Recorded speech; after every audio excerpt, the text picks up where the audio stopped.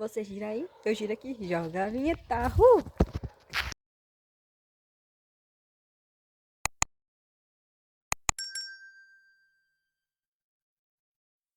Oi, gente, bom dia. Já é 7h36. Não é meu horário de costume.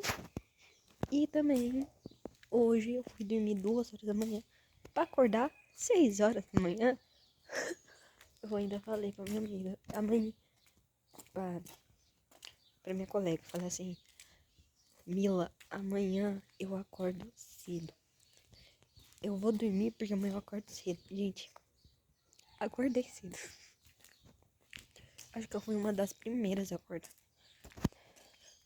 Na verdade, eu tô meio ruizinha.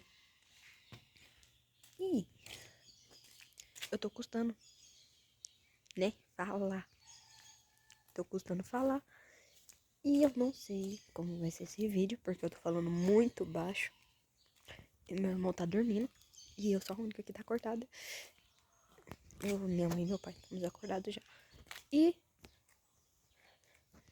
hoje a gente vai pra um lugar que eu já fui ano passado. Não, ano passado não, ano retrasado. E hoje eu vou ir de novo. E estamos...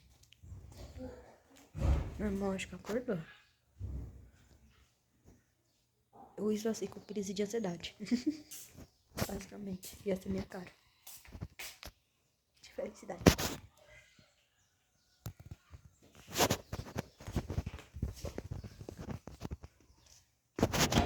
Gente, agora eu posso falar algo. Fala bom dia pro pessoal. Bom dia, também você.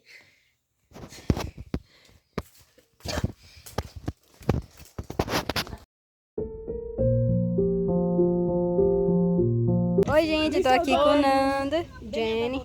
Vamos ver, cadê tu, Jenny? Vem, tá tremendo. Ô, Léo, vem, aparece aqui.